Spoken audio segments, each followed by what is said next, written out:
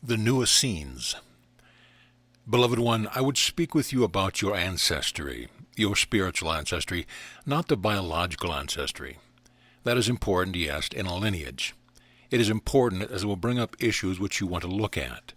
For you all choose biological families on purpose, not by accident, to bring up various issues, to do the sandpapering of some rough spots from time to time to make you the smooth, polished, beautiful radiance that you are. But I would speak to you of your spiritual ancestry, that of the Essenes. You have read that in ancient times there were groups called the Essenes, one who studied, protected, kept the ancient manuscripts and teachings from the spiritual ancestors that they knew. The Essenes you read about in this day and time are ones who came from an ancestry of Atlantis, even before the beginning of what you see to be somewhat modern history. They brought with them into what was then a new land the remembrance of the teachings, the mysteries, if you will, that the ancestors had passed down to them generation to generation. They kept the mysteries alive through the writings and the memories of how to decipher the writings. Some of the writings were very ancient, even as they saw it to then, hieroglyphics, and even before that, in the pictograms, writings that they remembered how to read.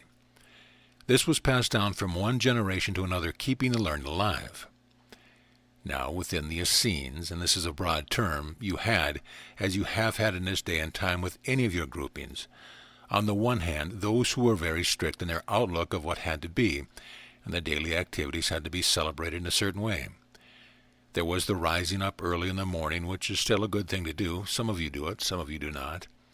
In blessing and honoring the angel of the sun, of the wind, of the rain, of all the angels that you are so touched by in this reality on our Holy Mother the Earth. There were rituals about what foods to eat and what kinds of food must not be eaten. As I say, there were ones who were very strict and kept to what they understood to be the old teachings. There were others who were more in the middle. They would partake of some of the old teachings as they understood them to be, and some of the molding and shaping of that day and time as it would be a bit of moderation and compromise, a blending together. And there were ones who were more forward in their thinking, who the first ones we spoke of, the ones who were so into ritual and keeping it as they remembered, thought the others were far out, and they were, as you understand it now with your groupings, diluting the pure teaching. Whenever you have a grouping, you have the possibility for a whole range of belief systems. So this was true with the Essenes in what you would see to be the ancient time. When you read now of the Essene teachings, some of the teachings are of the ritualistic methods, and some have come down through the generations under other names. These teachings are coming to light now. The Essenes in ancient times had several places where they would gather together for the holy days for ceremonies. There was a gathering which was a permanent at Mount Carmel, and there was also a place called Qumran, where there was a keeping of the ancient manuscripts. The teachings were preserved not only in the writing, but by oral tradition as well, so that every generation was taught, from the small child to older age, to respect all of nature, to know oneness with all, and to respect divinity of all life. This was a basic tenet. Mount Carmel and Qumran were the most permanent Essene places, but there were other dwelling places where one knew how to meet each other, where they would be welcome. If you were to undertake a long journey, you would know where to stop, where you would be welcome in someone's home for a night or two or weeks as you made your journey. You knew because of certain intuitive and sometimes outright symbols where you would find ones of like mind, the same as you do in this day and time. The ancient Essenes had a network whereby they knew they could travel a day's journey to meet up with friends and stay for as long as they needed, and then go on with the journey. You have in this day and time the Essenes as well. You are the new Essenes. You have reincarnated many times to keep alive the message, not only of the Essenes, but the message of Atlantis and the mysteries of life, the truth of life, and the principle of life itself. You date back further than the cognitive in this point of time can recognize or contemplate. You date back even further than Atlantis. Now there are many of the brothers and sisters who say that Atlantis is legendary, and when you talk of Atlantis they say, "What's that? I thought history began with Christ." Well, some of the history did, but there was much before that. You do have the acknowledgement of the term BC, but you date back much further than that, and you are the reincarnation of the Essenes. You are the new Essenes in this day and time. The Essenes were and are ones who read and question, who searched the heavens for answers, the ones who look for the UFOs, the ones who want to be in touch with the intelligence of the universe and will welcome it when it comes. The Essenes are not afraid of change. They welcome change. They envision and pray for change.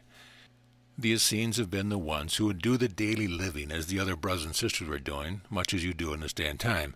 You carry out the daily activities, you go to work, you see your co-workers, but you also look for something else, something more. You are keeping alive the tradition of the Essenes. You travel to various places.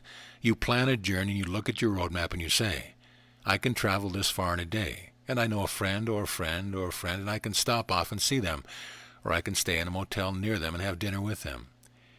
You have the networking that the Essenes of ancient times did. You are doing it again in this time. You are keeping alive the journey of wanting to know. What more is there to see in this world? I want to see other cultures. I want to partake of other belief systems, religious systems that other ones believe in, because I want to know how all of that integrates with my resonance. Do I resonate with it or not? If you do not, go and try it. How are you going to know?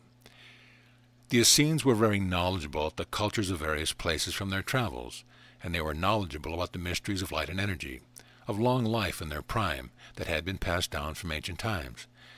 They understood the underlying message, not just what was written, but the symbolism of what the writing stood for, the underlying message of life principle, the underlying message of the Christ incarnate and not carnate. They understood history of lineage from before even time began.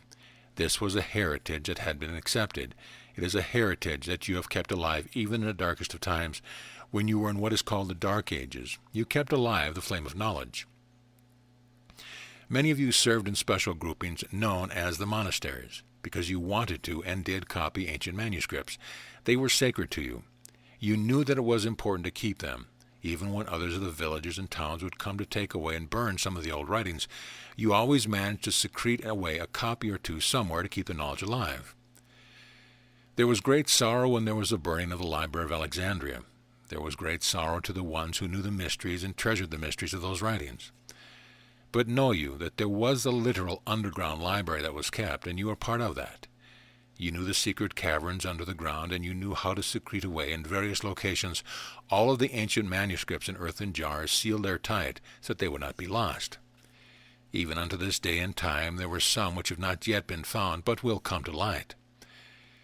The teaching of honoring the divinity in all things was passed down in every household of the Essenes to some degree.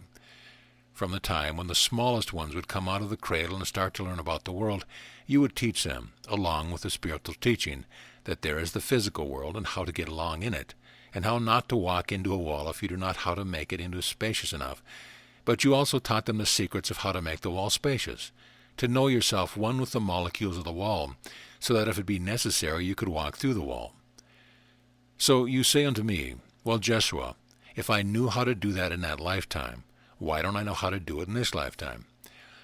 It is because you have agreed that you will walk the walk of the collective consciousness in this time, and you will be pushing out the boundaries of the collective consciousness by your remembrance that such miracles can be done and have been done in the past.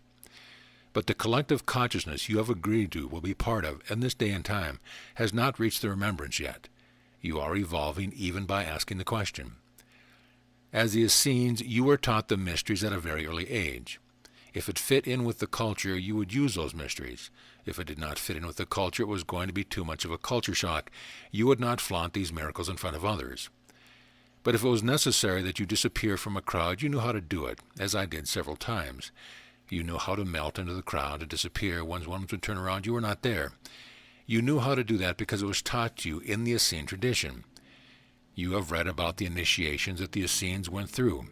I came through a series of initiations based on the teaching and revelations I had received.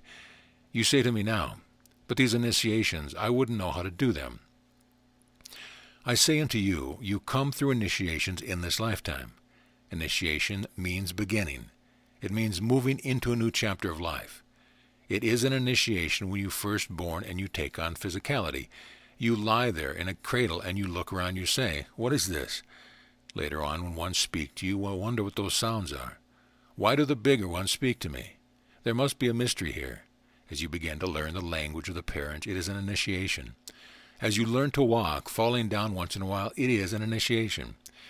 As you go off to your first schooling, your kindergarten class or preschool class, and you leave home, you go out on your own for the first time, leaving the mother, father for an hour or two or longer, there is an initiation, not only for you, but for them as well. As you go through the various grades of the schooling, each one brings its own initiation. You go into high school and you have initiations there of adolescence, how to get along with the peers, how they see you, how you see them, how you see yourself through their eyes, which is not always the clearest view. You go through the initiations of dating, and you have an initiation when you decide you are going to marry someone. That is quite an initiation, living with another person in a committed relationship where you adjust one to another. You encourage the other one in their growth, and they encourage you in your growth. Not always easily, a bit of the sandpapering again. You come through many initiations, which are not called initiations, but they are, because they bring you to a new level of what you understand human life to be, and of what you understand yourself to be. As you read books that talk about the Essenes and the Holy Ones and their initiations, you feel, well, I couldn't come through those initiations. And yet I say unto you, if you were, and you have been, an Essene of that time, and you were plopped into this time and you had to learn to drive the vehicle, you had to adjust to the airplane in the sky, would you not find that initiation to be quite miraculous? As a new Essene, you are still protecting and preserving the writing. You have found new technology for spreading the information, most wonderful technology that even in a year's time advance itself, so that not even separate from anyone else's revelation and teaching, and they are not separate from what you want to put on your web, your internet. You have what are called your chat rooms, where you can exchange ideas, or you do the emails with each other or the instant messaging. You can go back and forth with the messages right away as you would be sitting one across from the other, and yet you may be miles apart, again proving to yourself the mystery of oneness. I and the Father are one. I am love itself. I am life outpicturing in this form, in this reality. I celebrate that which I am, and I celebrate that which you are, always in the remembrance of the divinity which will allow you to create whatever you are creating. I bless you with my love. I speak Christ to Christ with you. I thank you again for coming as the new Essene to push out the boundaries of what the world has known as constriction, to study, to journey, to know the initiation, and to keep alive the ancient teaching. So be it.